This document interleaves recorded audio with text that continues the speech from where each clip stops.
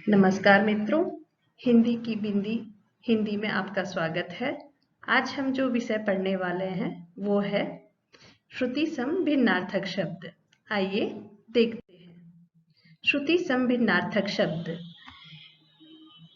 इस शब्द को अगर हम तोड़ें तो ही हम इसके बारे में समझ जाएंगे। श्रुति सम मतलब सुनने में समान, भिन्नार्थक मतलब अलग अर्थ देने वाले शब्द, उसे हम कहेंगे श्रुति सम भिन्नार्थक शब्द। आइए परिभाषा के रूप में देखते हैं। श्रुति सम भिन्नार्थक शब्द को समोच्चारित भिन्नार्थक शब्द भी कहा गया है। अंग्रेजी में इसे होमोनेम्स वर्ड्स कहा जाता है। इसकी परिभाषा कुछ इस तरह से है: ऐसे शब्द जो पढ़ने और सुनने में लगभग एक से लगते हैं परंतु अर्थ की दृष्टि से भिन्न होते हैं, वे श्रुति सम भिन्नार्थक शब्द कहलाते हैं। आइए उदाहरण के साथ समझते हैं। दूसरे शब्दों में हम कहें तो कुछ ऐसे शब्द होते हैं जिनमें स्वर, मात्रा अथवा व्यंजन में थोड़ा सा अंतर होता है। वे बोलचाल में लगभग एक जैसे लगते हैं परंतु उनके अर्थ में भिन्नता होती है। ऐसे शब्द श्रुति सम भिन्नार्थक शब्द कहलाते हैं। आइए उदाहरण में देखेंगे। जैसे घन और धन, यहाँ पर घ और ध दोनों अलग हैं उनके उच्चारण में, परंतु कोई खास अंतर महसूस नहीं होता, परंतु उनके अर्थ में भिन्नता है। वो क्या है? घन का अर्थ है बादल और धन का अर्थ है संपत्ति। देखिए, बादल, संपत्ति। आगे देखते हैं अंश और अंश। अंश का अर्थ है कंधा और अंश का अर्थ है हिस्सा। चित्र की सहायता से समझेंगे। कंधा, हिस्सा, किसी भी पूरी वस्तु का एक छोटा सा हिस्सा। अध्ययन, अध्यापन। देखिए, अध्ययन का अर्थ है पढ़ना, अध्यापन का अर्थ है पढ़ाना। चित्र की सहायता से समझेंगे। पढ़ना, पढ़ाना।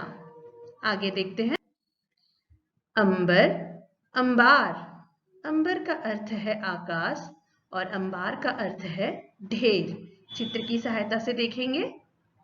अंबर, अंबार, किसी भी वस्तु का, किसी भी चीज का ढेर, उसे हम अंबार कहते हैं। अनिल, अनल। अनिल का अर्थ है हवा और अनल का अर्थ है आग। देखिए, हवा, आग, अनिल, अनल। छात्र, छत्र। छात्र का अर्थ है विद्यार्थी, छत्र का अर्थ है छत। छत्र को हम छाता भी कह सकते हैं। छाता का समानार्थी शब्द भी छत्र होता है।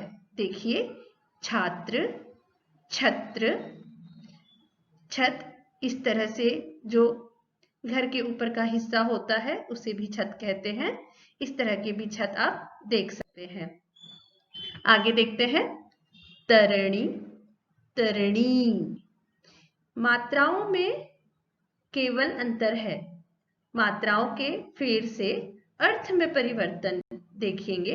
तरणी का अर्थ है सूर्य, तरणी का अर्थ है नाव। सूर्य, नाव। गाड़ी, गाढ़ी। गाड़ी का अर्थ है यान और गाढ़ी मतलब गहरी। गाड़ी, यान, ये कोई भी यान हो सकती है, चाहे वो मोटरसाइकिल हो, कार हो या हवाई जहाज हो। यान, गाड़ी। गाढ़ी मतलब गहरी, नदी गहरी होती है। ताक, ताक।